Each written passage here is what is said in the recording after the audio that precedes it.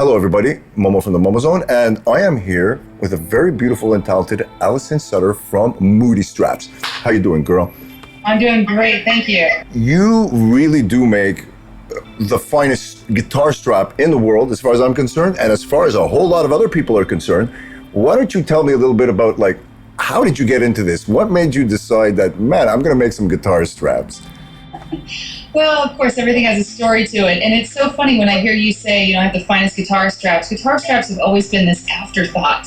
A guy will go into a shop and he'll buy, spend a lot of money on a guitar. And then he'll say, oh, yeah, I need a strap. I'll just take one of those. But it's the thing that holds up your guitar. It's such an important part of your playing experience. And, I just feel so grateful the way that everything unfolded for me. Mm-hmm. I got into leather work because I was my father's caregiver.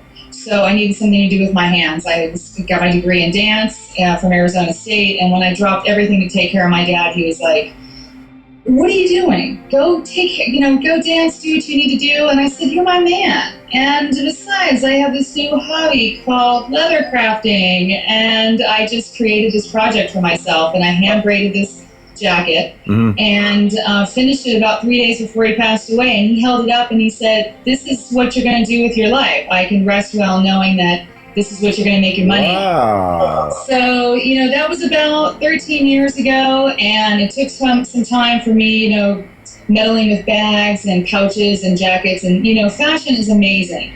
There is so much competition in it. But I knew that the only way I could get an edge was to become like the luthier of leather, study the history, study, what makes Italian leather better than any other leather, what is the tanning process, all of those sorts of things. And when I did that, I was able to find the finest leather from across the world. And I had a client that came to the door when I delivered the handbag for his woman, and he was wearing his guitar. And I was like, just so obsessed with leather at the time. And I said, oh, your strap, that's leather, right? You mean, are they all made of leather? That's what I mean to say. And he's like, yeah, this is nice. This is suede. And I said, oh, no, that's like double butt chapstick. Like, that's not really nice. Can I make one for you? And he's like, well, sure, okay.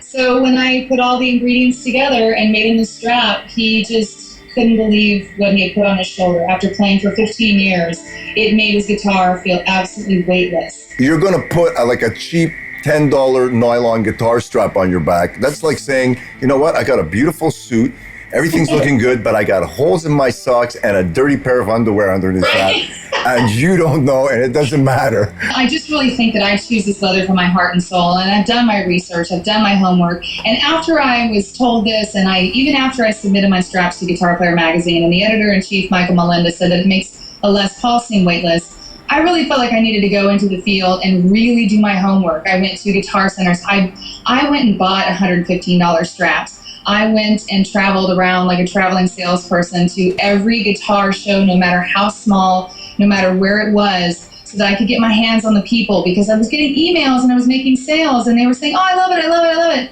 However, it was the look on the musician's face that you just can't, they're walking by my booth and I say, come here, try it on. In our booth, we really want you to experience it. And they're like, oh, no, it looks nice, really, it looks nice. I said, no, humor me for 10 seconds. You're here to try things, try it on. And he's like, okay. Ooh, this is really nice. And that's something that you can't fake, is the look on their face when they put it on. You're making guitar straps for some of the best people in the business. How did you wind up doing that? I love people. I'm so grateful when I meet people, and I feel like the product really sells itself. I just have this knack for being in the right place at the right time as far as shows are concerned, and I really genuinely love people, and I think that really shows when I go to meet with a musician and I'm not there as a fan, and I'm there really because I am so excited that I actually have a product that's going to make their playing different. It's going to give them a different playing experience. And I think that coming from the heart and talking to them from that energy has really opened a lot of doors for me. Mike Dirnt was my first endorsement, and I was just absolutely tickled. But I learned right away that the player's player, the Billy Sheehan, the Joe Bonamassa, people who their crowd just looks at their strings and like everything they're using. Yeah. That was the musician that I wanted to go for. Neil Zaza,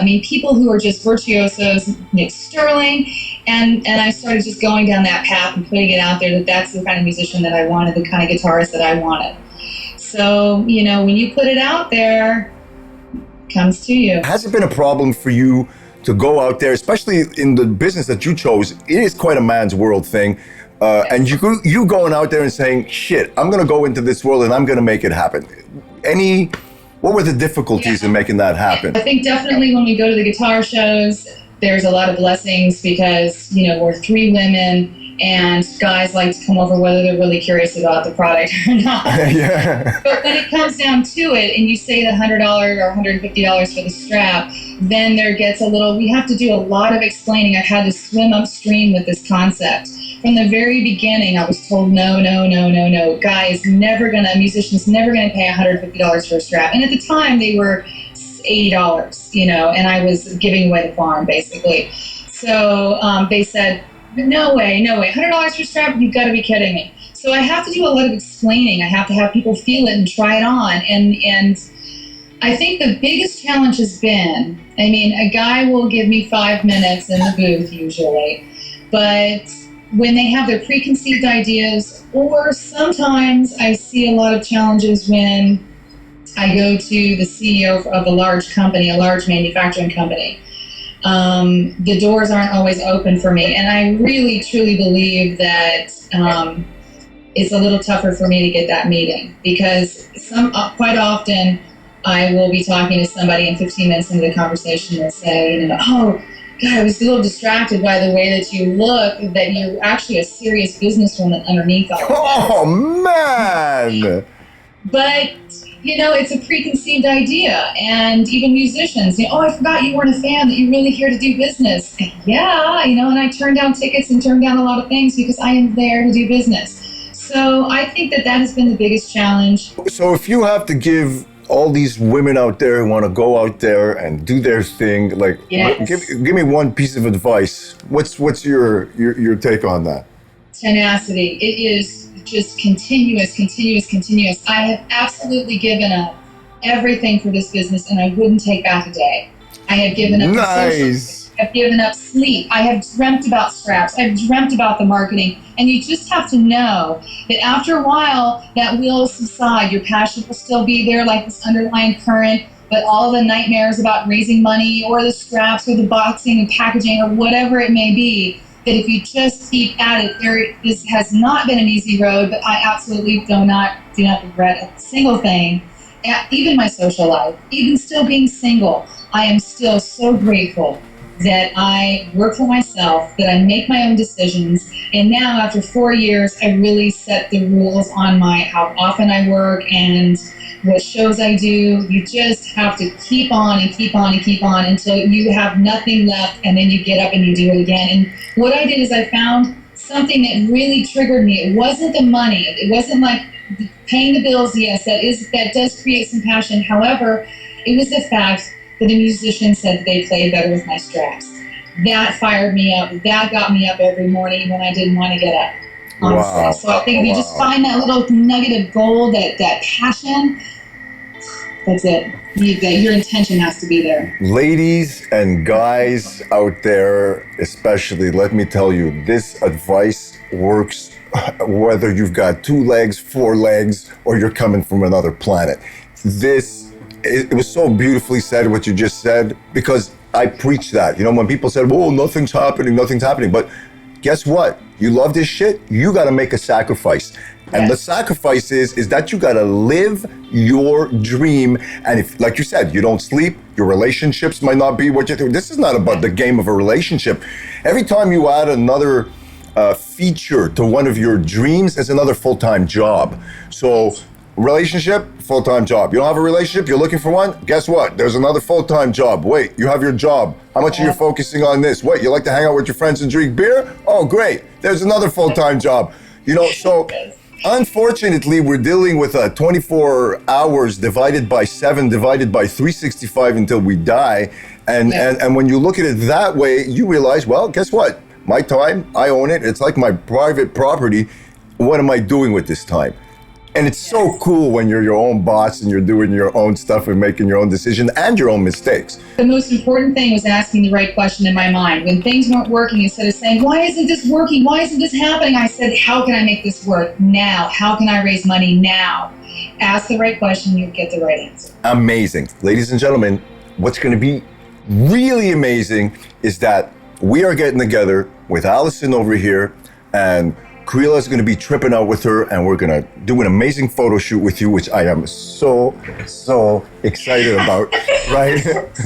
Yeah, and we're going to be tripping out with you on some new promo concepts, and really going out there and saying, okay, damn, we got some killer product here, we got a killer woman here with some killer ideas, and you, I mean, look, you're going down as the queen of guitar strap, period.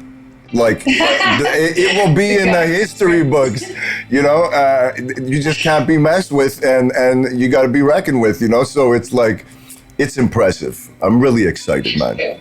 You know?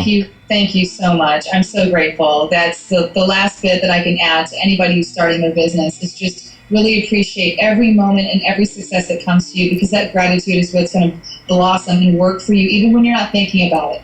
Exactly. Gratitude is the key.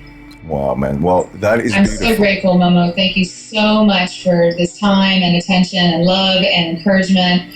And this is just the beginning. I was blown away when I met you the first time, and I said, wow, you know, this one's got something special. There's a whole spiritual underlining storyline that I don't quite know about yet. And as the more I know you, the more I discover these beautiful things. And these are our personal tools that enable us to go out and live our dream, because without these personal tools, material doesn't make a difference, because action is the only thing and reaction are the only things that is 100% guaranteed to work every time. Yes. And then you gotta multiply it by sacrifice, and we know the rest of the story. Yes. Allison, it's been absolutely pleasure talking to you, and I'm so honored that you're part of the Accelerator 2 tour, and you are going to be such a blessed resource of information for all the beautiful women and people out there who need some inspiration to show you that things are possible, and they're not always going to be easy, but a dream is a dream until you go out and get it. And getting it is going to take some work, you know? It takes a little work, yes, but it's so worth it. And the more challenges you have, the richer you become. I thank you so much. Thank you so much. I'm so grateful to be accelerated. You got it. Hey, man, you guys are in the MomoZone, and this was Allison Suter from Moody Straps. I'm going to be putting up her post at the end of the thing, so you can go check out her amazing work. And thank you very much for watching. You guys rock! Woo!